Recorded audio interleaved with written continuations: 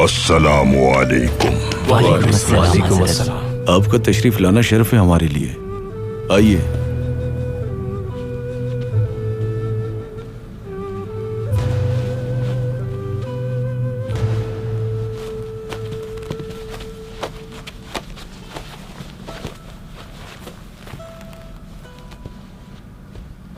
موت ہجرت ہے جانے والے کے لیے اور رہ جانے والوں کے لیے سوگ ہے، لیکن شہید ہونے والے کا کوئی سوگ نہیں ہوتا۔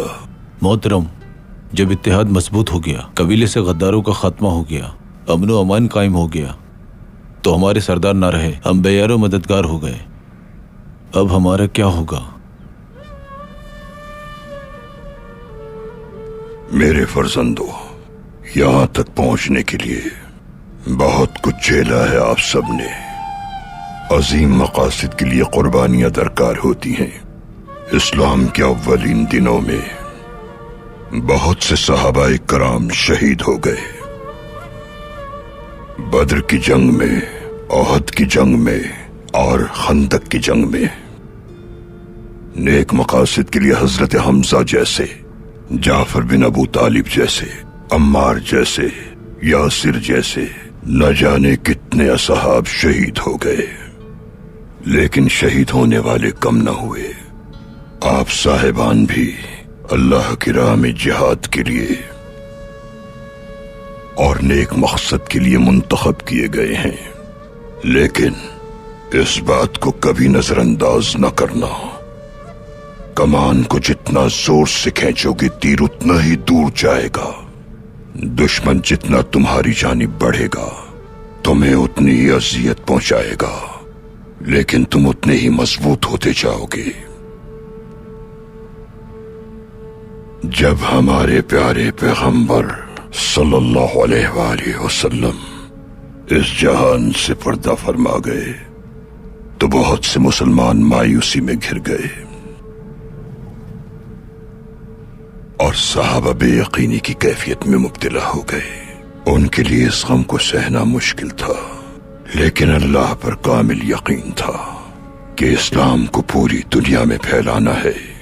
اور جب حضرت ابو بکر آپ کے چہرے مبارک کو اپنے ہاتھوں میں تھام کر صحابہ سے مخاطب ہوئے اور انہوں نے فرمایا کہ جو بھی حضرت محمد صلی اللہ علیہ وآلہ وسلم پر ایمان رکھتا ہے جان لے کہ حضور اب دنیا میں نہیں رہے۔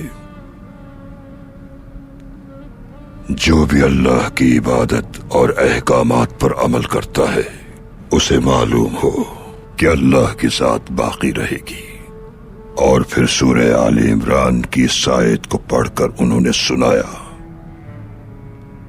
محمد ہمارے آخری پیغمبر ہیں،